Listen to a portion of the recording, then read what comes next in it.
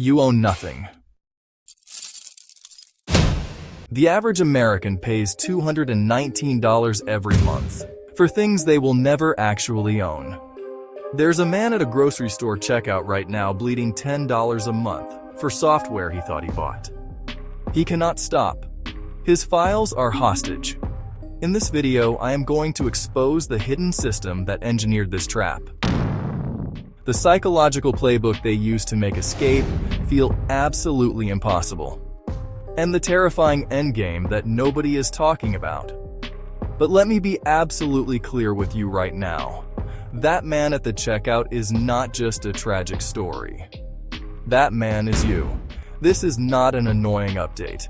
This is a highly engineered systemic wealth extraction, designed to quietly strip the middle class of their physical assets.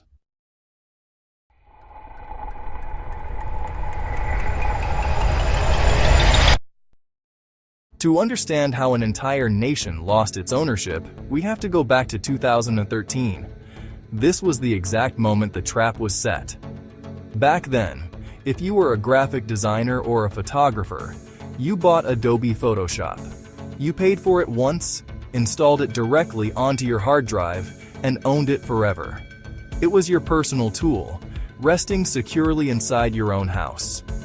But then, one morning, Adobe made a massive, highly controversial announcement. They stated they were no longer selling their software. You would be forced to rent it. The public reaction was immediate and explosive. People were absolutely furious. Over 50,000 creative professionals signed a massive online petition begging the company to stop. Users threatened boycotts and screamed that this was corporate greed at its absolute worst. People thought this was just a greedy update. But this was a calculated test on human compliance. This is why Adobe completely ignored the massive public anger and forced the change anyway. They knew you had absolutely nowhere else to go. And the result of that incredibly unpopular decision? Their company value had tripled. Adobe had just proven a terrifying new reality to the entire corporate world. Slaying the concept of ownership was the single most profitable business model in human history. And trust me, everyone took notes. But who exactly is everyone? And how did they sneak this system into your house?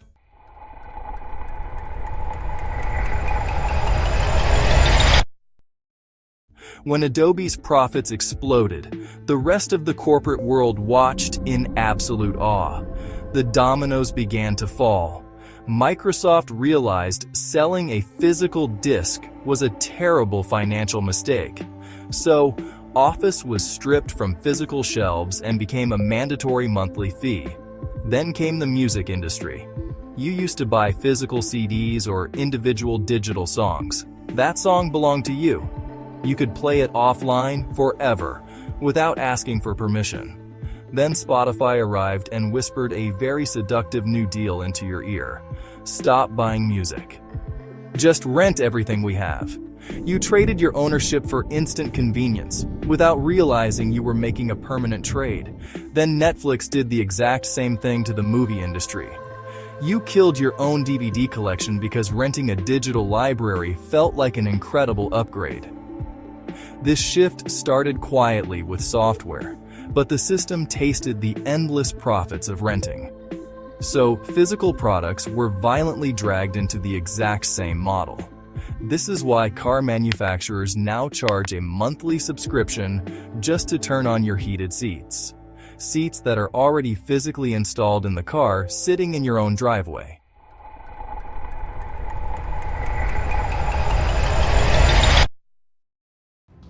Where does this greed actually stop? I will tell you exactly where it stops. It does not stop at heated seats. It stops when you own absolutely nothing. Not your car, not your kitchen appliances, not the walls you sleep inside. The ultimate goal is simple. Insert a toll booth between you and your own survival. Put yourself in a billionaire boardroom for just a second. If a company sells you a physical product, they get your hard-earned money exactly once. They have to spend millions on research just to convince you to buy from them again.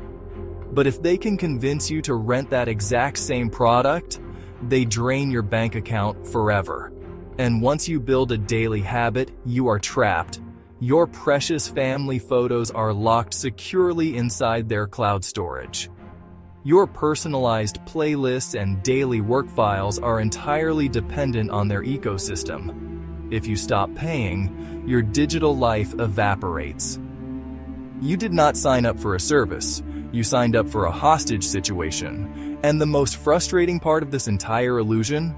On paper, they did not force you. You did it willingly. You just scrolled to the bottom and mindlessly clicked accept. Corporations didn't just stumble upon this brilliant money printer by accident. This entire ecosystem was psychologically engineered from the ground up to manipulate your brain. This is exactly why breaking free from it feels almost physically impossible. I am going to show you something that will forever change how you look at your bank statement. Your inability to leave this system is not a flaw. It is the core feature. It all comes down to a highly weaponized psychological tactic disguised as a tiny friendly number. Only $9.99 a month.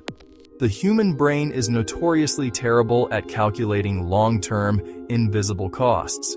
$9 looks completely harmless. It feels significantly cheaper than dropping $100 today. So you accept the first subscription. It feels perfectly normal. Then you accept the second one, then the third. Before you know it, you are subscribed to your software, music, movies, home security, and even your grocery delivery. Suddenly, that harmless little number has mutated into an absolute monster. Your monthly total hits $200. That is $2,400 a year. Over a decade, that is $24,000 drained directly from your life, for things you will never ever actually own. You never sat down at your table and made a conscious decision to burn $24,000. The system quietly led you down that path, step by microscopic step, until you were completely surrounded by invisible payments. Remember that question earlier? Who took notes when Adobe changed the game? The answer is you.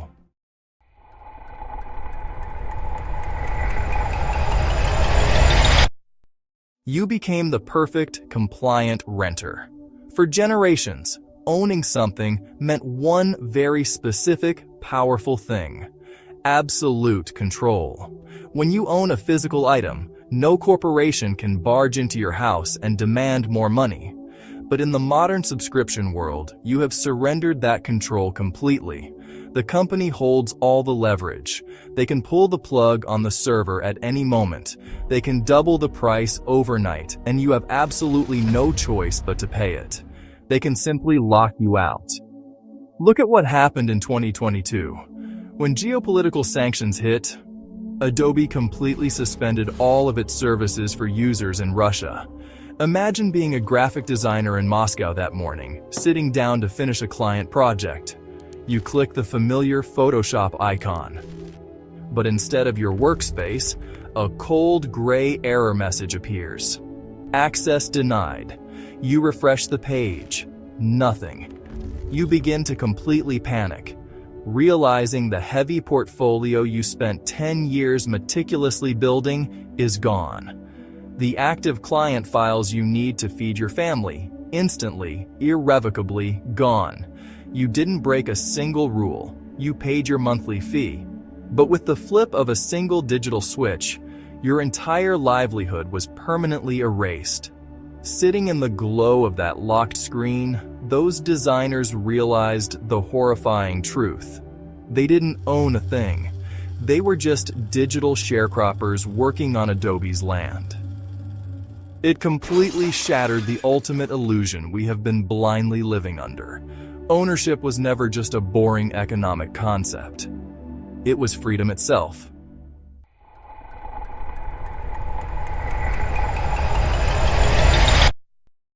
I am not going to tell you to cancel every subscription and live in a cabin. That is a romantic internet fantasy, not a real strategy for the modern world. but you need to see the architecture of the room you are standing in. Every single time you click subscribe, you are quietly selling a tiny fraction of your independence. The true escape from this trap does not begin with an angry boycott. It begins with a fundamental, irreversible shift in how you look at the world around you. You are no longer a victim blindly swiping a credit card. You are now an observer who sees the matrix for exactly what it is. When you look at your bank statement tomorrow, that charge won't look like a harmless fee. You will recognize it as a calculated surrender. You will start to weigh the convenience of renting against the unyielding power of possessing. You will ask yourself if you are truly buying access, or if you are handing over leverage. The era of ownership is quietly slipping through our fingers, rapidly replaced by an engineered, endless cycle of renting our own lives back to us. So before you click away from this video, look around the room you are sitting in right now. Think about this deeply. When was the last time you truly owned something?